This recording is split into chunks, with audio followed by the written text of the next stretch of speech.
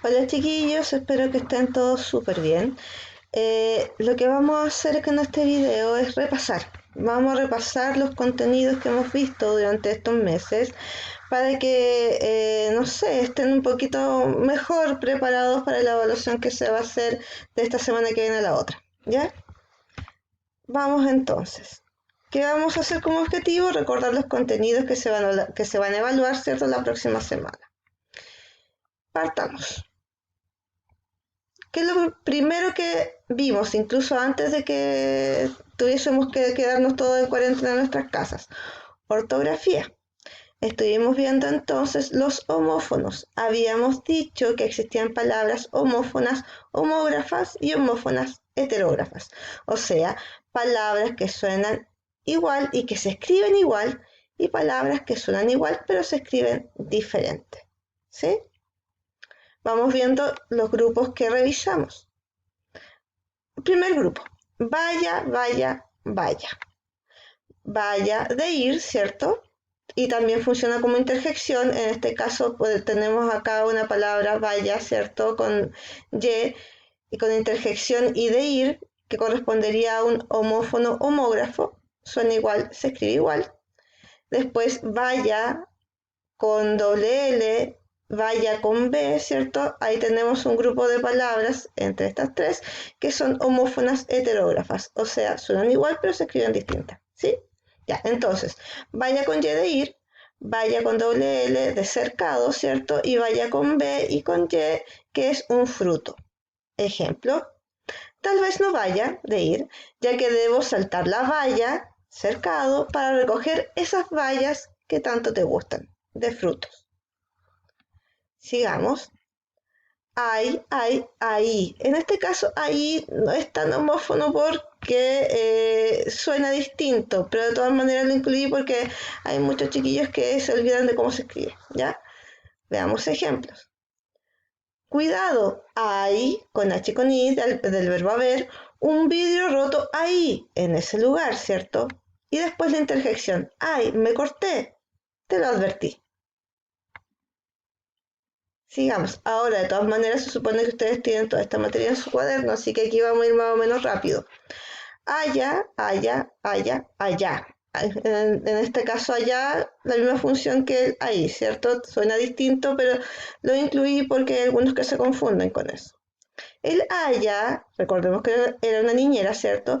De mi hermano me contó que él se encuentra muy enfermo y que allá, en ese lugar, en la finca no tienen un médico cerca.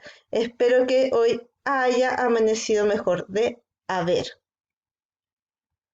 Sigamos.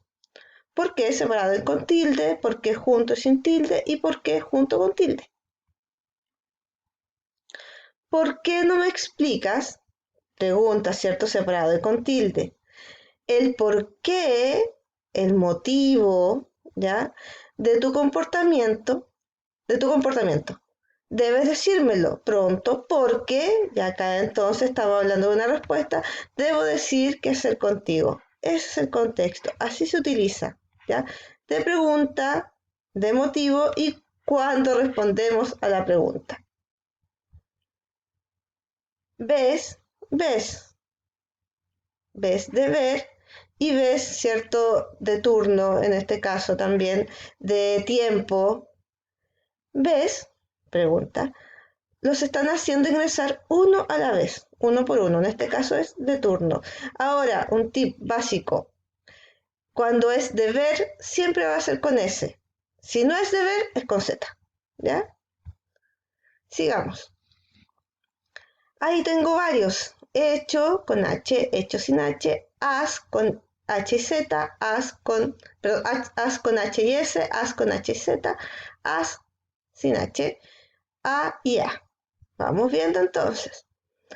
Para que quede bien hecho de hacer, le he hecho de echar 2 cucharadas de azúcar a la mezcla. Ahí ese A es un nexo, ¿cierto? A la mezcla. Lo amaso y lo meto al horno. El ha de haber recaudado, ¿cierto? Él ha recaudado mucho dinero con sus negocios. Es un hecho que es un as para las finanzas. Y ese as, ¿cierto? Es del primero, el número 1. Acá, haz, este es del verbo hacer, ¿cierto? Haz pronto tu tarea, el imperativo del verbo hacer. No has hecho más que mirar, ese has es de haber hecho, el auxiliar, ¿cierto? No has hecho más que mirar el haz de luz, conjunto de luces, ¿cierto? Que entra por la ventana. Ahí tenemos entonces los has. Eso con respecto a ortografía.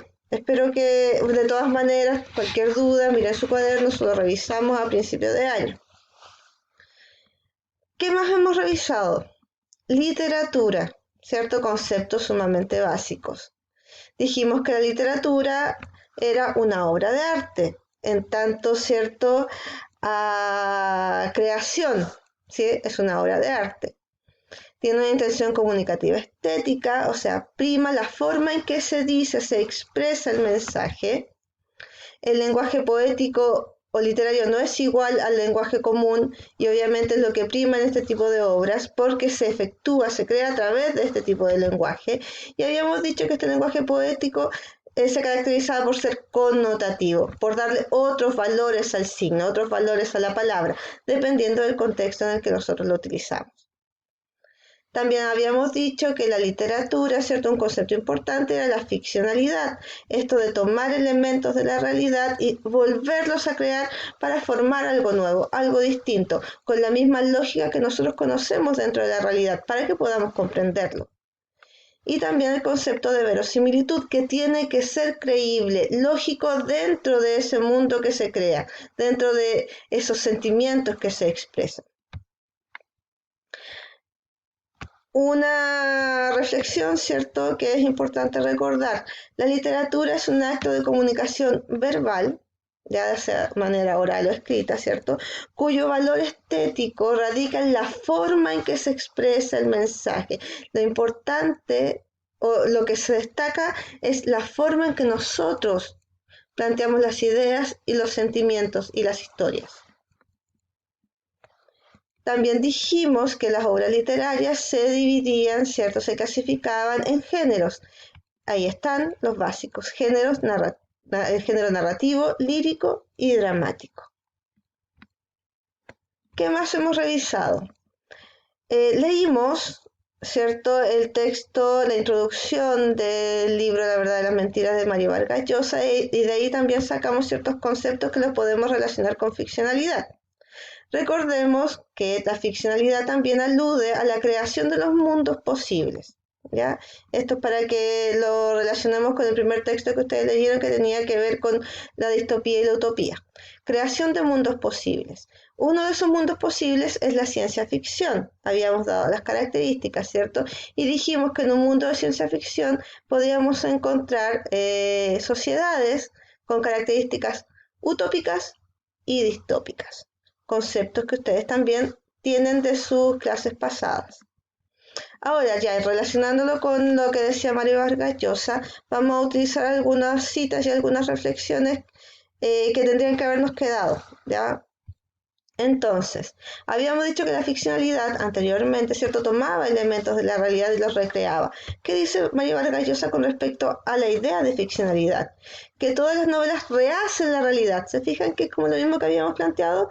Que la embellecen o la empeoran. Para obviamente llamar la atención y asir un poco al lector. También nos indica que la ficción hunde sus raíces en la experiencia humana, de la que se nutre y a la que alimenta. Por lo tanto, pese a que la ficción justamente no es realidad, sí tiene elementos de la realidad. Por eso el título del texto, ¿cierto? La verdad de las mentiras. Hay verdades dentro de la ficción, hay verdades dentro de estas mentiras que son las creaciones, entre comillas mentiras, que son las creaciones literarias. Nos indica entonces que la ficción nace de la memoria y de la fantasía, todas las historias y todas las narraciones, y que estas verdades que plantea son siempre subjetivas, pero no solamente subjetivas con respecto al autor, que sí, obviamente, es su manera de pensar, pero esa manera de pensar de alguna forma también está influida por el contexto en el que él se encuentra. ¿Ya? Y no es solamente su visión, sino que también puede ser la visión de muchas otras personas que viven dentro de ese mismo contexto.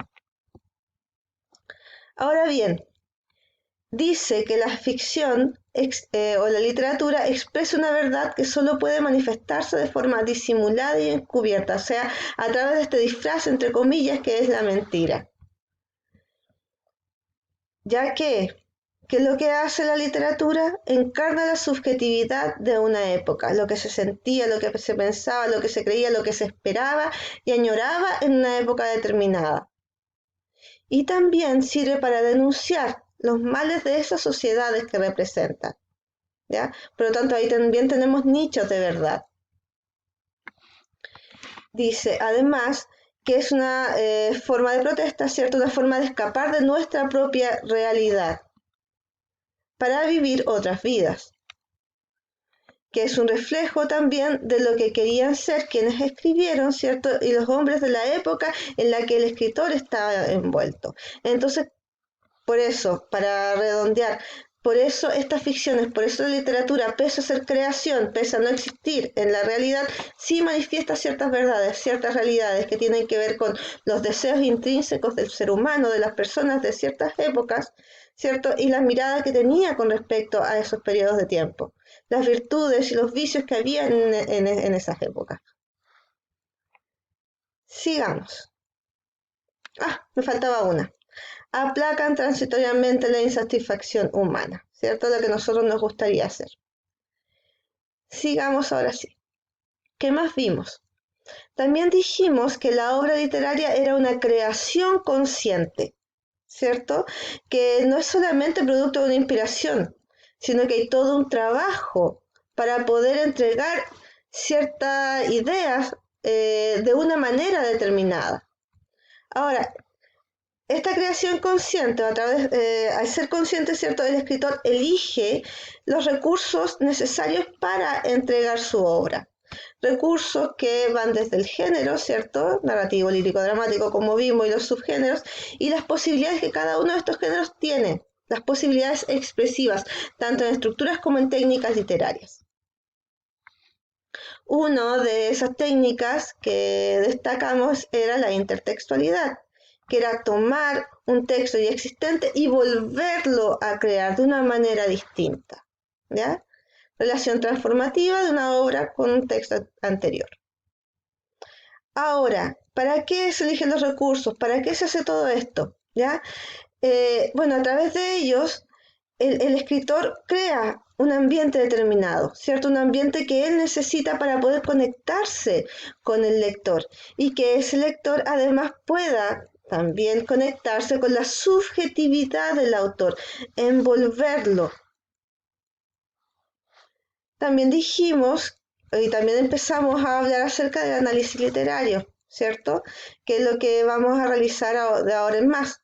Y dijimos que el análisis literario consta de dos elementos, los internos, que son el tipo de texto, género, subgénero, elementos constitutivos, y los externos, que son la biografía del autor y el contexto en el que se produce la obra. ¿Ya? Y tenemos que tomar ambos elementos al momento de hacer un análisis adecuado de una obra determinada. Muy bien, chiquillos, esto es toda la materia que hemos revisado hasta ahora. Si se fijan, no es mucho, nos hemos dedicado más a practicar. Así que revisen nuevamente los videos. Si hay dudas, me preguntan. Y revisen las guías también, ¿ya? Porque la única forma de saber si ustedes están entendiendo o no. Un abrazo.